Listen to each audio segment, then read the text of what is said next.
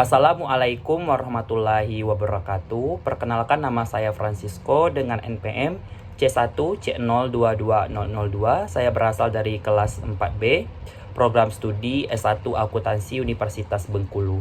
Di sini saya akan membahas materi sedikit tentang komponen dari ekuitas, yaitu saldo laba, kemudian dividen, dan saham trisuri atau trisuri share.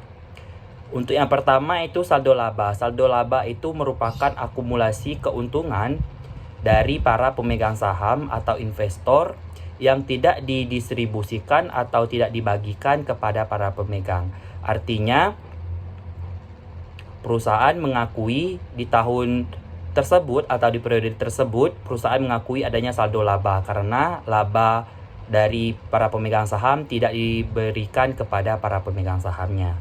Kemudian yang kedua itu ada dividen. Dividen ini merupakan pembagian laba atau keuntungan dari kegiatan penanaman saham atau modal oleh para investor. Nah, dividen ini akan dibagikan setelah tanggal pengumuman pembagian dividen melalui rapat umum pembagian saham.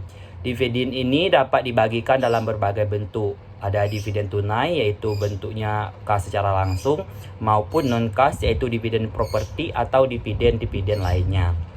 Kemudian materi berikutnya yaitu tentang saham trisuri atau trisuri share. Saham trisuri merupakan saham yang ditarik kembali oleh perusahaan yang telah beredar di publik, atau perusahaan membeli kembali sahamnya yang beredar dalam pasar modal.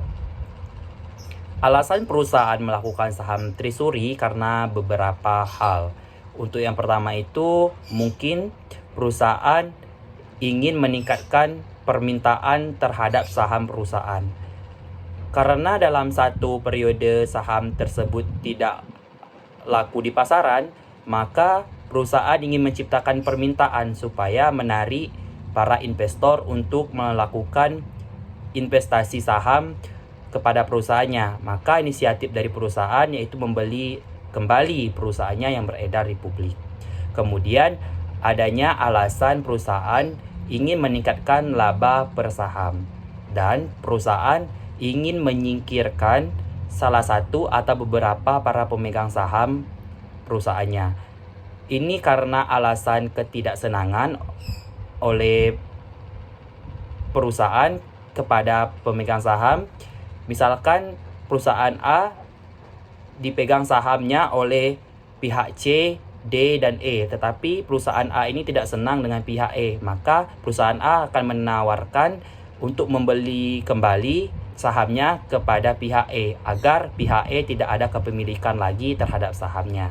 Nah, saham ini memiliki saldo normal debit. Saham ini merupakan bagian ekuitas yang memiliki saldo normal debit. Alasannya karena saham trisuri ini merupakan pengurang dari saham biasa yang beredar di masyarakat, yang dimana seharusnya saham yang beredar misalkan 1 juta, kemudian dibeli kembali atau ditarik kembali 100, maka saham beredarnya sebesar 900. Maka ini merupakan pengurang dari bagian ekuitas, maka bersaldo normal debit. Kemudian saham trisuri ini dinilai dengan dua cara, yaitu ada metode harga perolehan dan metode nilai normal. Mungkin itulah materi yang dapat saya sampaikan. Saya ucapkan terima kasih. Wassalamualaikum warahmatullahi wabarakatuh.